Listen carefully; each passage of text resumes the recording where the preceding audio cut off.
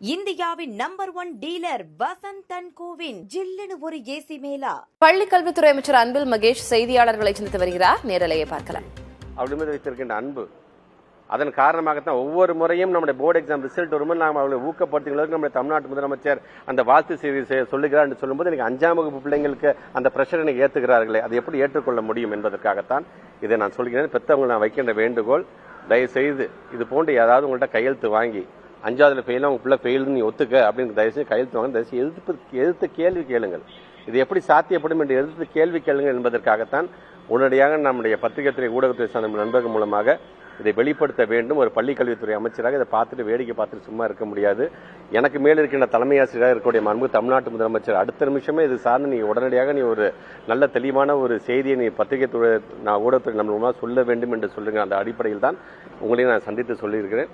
ஆக இதை மக்களிடம் பெற்றோர்களிடம் எடுத்து செல்கிற பணியில் நீங்களும் ஈடுபட வேண்டும் என்கிற அந்த கோரிக்கை வைப்பதற்காகத்தான் உடையாக அழைத்திருக்கின்றனர். என்னுடைய அழைப்பை ஏற்று வருகை தந்த உங்கள் அனைவருக்கும் என்னுடைய நன்றியை நான் தெரிவிச்சுக்கிறேன்.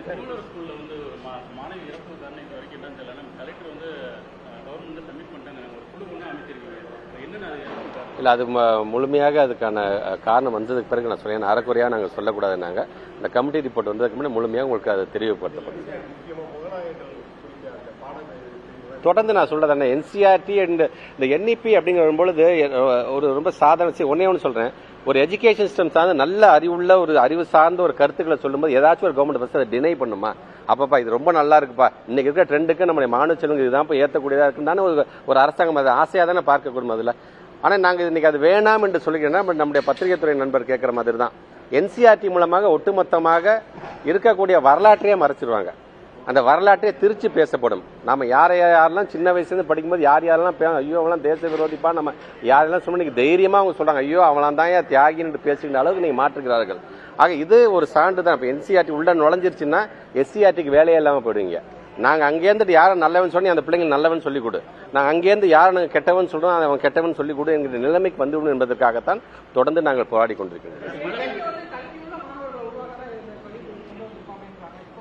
ட்ராப் அவுட் ரேஷியோ ஒன்னே சொல்றேன். 3ஆம் வகுப்பு 5ஆம் வகுப்பு பிள்ளைங்களுக்கு நாங்கள் எக்ஸாம் வைக்கிறோம். நாங்கள் அப்படி வைக்கும்போது அந்த பிள்ளைங்க ஃபெயில் ஆயிடுச்சு அப்படின்னு சொன்னா 3ஆம் வகுப்பு பிள்ளைங்களை வீட்டில் உட்கார வச்சு நீங்க எப்படி அட்வைஸ் பண்ணீங்க? அந்த குழந்தைங்க என்னன்னு தெரியும்.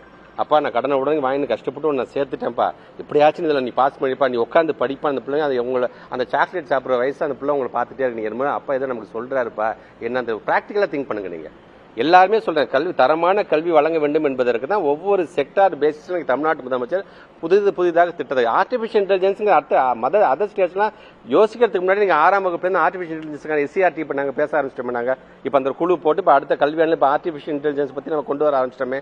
இன்னைக்கு இருக்க ட்ரெண்டுக்கு அறிவு சார்ந்த சமுதாயம் 51AH என்ன சொல்றது, நமக்கு ஒவ்வொரு குடிமகனையும் அறிவு சார்ந்து சிந்திக்க வைக்க வேண்டும், அறிவு சார்ந்து அவனுக்கு கல்வியை கொண்டு செல்ல வேண்டும் என்றாலும் சொல்றாங்க. ஆக இன்றைக்கு அரசாங்கம் கொண்டு வருகின்ற ஆர்டி ஆக்ட் நம்ம கொண்டு வரோம்னா அதுல பல சரத்துகள் சுப்ரீம் கோர்ட்டோட டைரக்ஷன்ல கொண்டு வரப்பட்டதான் ஆக்ட். அப்ப இதை பண்ணுங்கப்பா அப்படின்னு சொல்றதுக்கு அப்ப சுப்ரீம் கோர்ட்டோட டைரக்ஷனை எதிர்த்து போகின்ற அளவிற்கான பல வேலைகள் தான் இன்னைக்கு அவர்கள் செய்து கொண்டிருக்கின்றார்கள். எந்த அளவுக்கு நம்முடைய பிள்ளைகளுக்கு என்ன தேவை என்பதை ஒவ்வொரு மாநிலம் தான் அறியும். நமக்கு இன்னைக்கு என்ன தேவை, நாம என்ன பேசும்போது கேரளா அப்படி பேசுறது, அவங்க வேற மாதிரி பேசுவாங்க, வெஸ்ட் பெங்கால் வேற மாதிரி பேசுவாங்க. ஏன்னா அவங்க மாநிலத்துக்கு என்ன தேவை என்பது அவங்களுக்கு தெரியும் என்பதற்காக இதை சொல்றேன். இதுல ஒரு பெரிய அண்ணன் மனப்போக்கோட நான் சொல்றத ஒன் சைஸ் ஃபிட்ஸ் ஆல் இந்த சைஸ் தான் பண்ணி எல்லாருமே போட்டுக்கணுங்கிற மாதிரியான சொல்கின்ற வேலையை தான் அதை எஜுகேஷன் செய்யாதீர்கள் என்பதற்காகத்தான் அதை நான் சொல்றேன். தேங்க்யூங்க.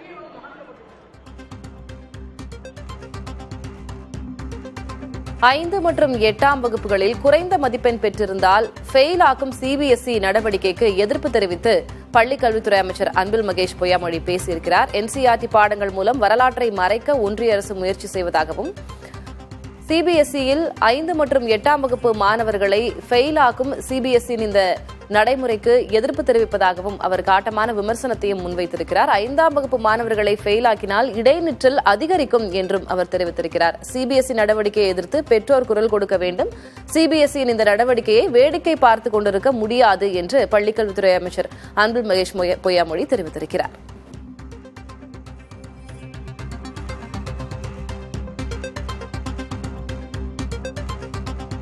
5 மற்றும் 8ஆம் வகுப்பில் குறைந்த மதிப்பெண் பெற்றால் ஃபெயில் ஆக்கும் சிபிஎஸ்இ நடைமுறைக்கு எதிர்ப்பு தெரிவித்து பள்ளிக்கல்வித்துறை அமைச்சர் அன்பில் மகேஷ் பொய்யாமொழி பேசியிருக்கிறார். ஒருவேளை பெற்றோரிடம் 5ஆம் வகுப்பில் ஃபெயில் என்று கையெழுத்து கேட்டால் தயவு செய்து கையெழுத்து போடாதீர்கள், எதிர்த்து கேள்வி கேளுங்கள் என்று அறைகூவல் விடுத்திருக்கிறார். சிபிஎஸ்இயின் இந்த நடவடிக்கையை வேடிக்கை பார்த்துக் கொண்டிருக்க முடியாது. 5ஆம் வகுப்பு மாணவர்களை ஃபெயில் ஆக்கினால் இடைநிற்றல் அதிகரிக்கும் என்றும் அவர் தெரிவித்திருக்கிறார். தொடர்ந்து வலியுறுத்தி டிராஃப்ட் வெர்ஷனில் இருக்கும்போதே தமிழ்நாட்டு முதலமைச்சர் ஏற்றுக்கொள்ளாமல் சொன்ன பொழுதுதான் உங்களுக்கே தெரியும், கொரோனா காலத்தில் அவசரமாக இன்னைக்கு அதுக்கு ஒப்புதல் தரப்பட்டு இன்னைக்கு அதை படிப்படியாக நடைமுறைப்படுத்த வேண்டும் என்று அவர்கள் இன்னைக்கு துடித்துக் கொண்டிருக்கின்றார்கள். மீண்டும் நம்முடைய பத்திரிகை துறை, ஊடகத்துறை சார்ந்த நண்பர்களுக்காக சொல்றேன், ஏதோ திமுக பிள்ளைங்களுக்காக இதை நாங்கள் பேசல. பாரதிய ஜனதாவை சார்ந்திருக்கின்ற பிள்ளைகளாக இருந்தாலும், அதிமுகவை சார்ந்திருக்கின்ற பிள்ளைகளாக இருந்தாலும், பொது உடைமை இயக்கத்தை சார்ந்திருக்கின்ற பிள்ளைகளாக இருந்தாலும், விடுதலை சிறுத்தைகள் கட்சியை சார்ந்திருக்கிற பிள்ளைகளாக இருந்தாலும், மறுமலர்ச்சி திராவிட முன்னேற்ற கழகத்தை சார்ந்திருக்கிற பிள்ளைகளாக இருந்தால் அந்த அனைத்து பிள்ளைகளுக்காகவும் தான் சேர்த்து நாங்கள் பேசுகின்றோம். ஒரு இயக்கத்திற்காக, ஒரு கட்சிக்காக பேசவில்லை, ஒட்டுமொத்தமாக மாணவ சமுதாயத்திற்காக. இன்னைக்கு 5ஆம் வகுப்பு 8ஆம் வகுப்பு படிக்கக்கூடிய பிள்ளைகள் ஃபெயில் ஆயிட்டாங்க அப்படின்னா மீண்டும் 5ஆம் வகுப்பே படிக்கட்டும். ரிசல்ட் ஒரு 2 மாதம் கால அவகாசம், அதுக்குள்ள அந்த பிள்ளைங்க எப்படியாச்சும் நீங்கள் தேர்ச்சி பெற வச்சிருங்க, இல்லைன்னா அந்த பிள்ளைங்க தனியாக டியூஷன் வைங்க, அந்த பிள்ளைங்களை நீங்கள் பாஸ் பண்ண வச்சுங்க. அப்படி இல்லைன்னா திருப்பி அந்த பிள்ளைங்க 5ஆம் வகுப்பே படிக்கணும், 8ஆம் வகுப்பே படிக்க வேண்டும் என்று சொல்லுகிறார் என்று சொன்னால், இந்த எலிமெண்ட்ரி என்று வரும்போது டிராப் அவுட்டே இல்லாத ஒரு மாநிலமாக நம்ம இருக்கின்றோம். 5ஆம் வகுப்பு படிக்கிற பிள்ளைகிட்ட போய் நீங்கள் ப்ரெஷரை போட்டு, அந்த பெற்றவங்களுக்கு ஒரு ப்ரெஷரை போட்டு கடனை உடனே வாங்கி அப்படியே சிபிஎஸ்இ ஸ்கூலில் சேர்க்கிற பிள்ளைங்க, அந்த பெற்றவங்க எப்படிப்பட்ட ப்ரெஷருக்கு ஆளாவார்கள்? அந்த பிள்ளைங்களுக்கு என்ன தெரியும்? 5 வயசு படிக்கிற பிள்ளைங்கள்ட்ட என்னன்னு உட்காந்து நீங்கள் தனியாக நீங்கள் அட்வைஸ் பண்ணுவீங்க. அடுத்தது 8ஆம் வகுப்பு படிக்கக்கூடிய பிள்ளைகள், right to compulsory education act படி 1ஆம்லேருந்து 8ஆம் வகுப்பு படிக்கக்கூடிய பிள்ளைகளுக்கு நம்ம ஆல் பாஸ் போட்டு 9ஆம் வகுப்புலேருந்து எவாலுவேஷன் கொண்டு போகும்போது தான் டிராப் அவுட்டே இல்லாமல் இருக்குது. இல்லைன்னா எஜுகேஷன் என்பதை நாங்கள் தொடர்ந்து வலியுறுத்தி 5, 8ஆம் வகுப்புகளில் குறைந்த மதிப்பெண் பெற்றால் ஃபெயில் ஆக்கும் சிபிஎஸ்இ நடவடிக்கைக்கு எதிர்ப்பு தெரிவித்து பள்ளிக் கல்வித்துறை அமைச்சர் அன்பில் மகேஷ் பொய்யாமொழி பேசியிருக்கிறார். 5ஆம் வகுப்பு மாணவர்களை ஃபெயில் ஆக்கினால் இடைநிற்றல் அதிகரிக்கும் அபாயம் ஏற்படும், இதனால் தான் தேசிய கல்விக் கொள்கையை எதிர்க்கிறோம் என்று அவர் பேசியிருக்கிறார். நாம் தொடர்ந்து இது குறித்து தான் பார்க்கவிருக்கிறோம். இந்தியாவின் number 1 dealer Vasanth and CoWIN ஜில்லுன்னு ஒரு ஏசி மேலா.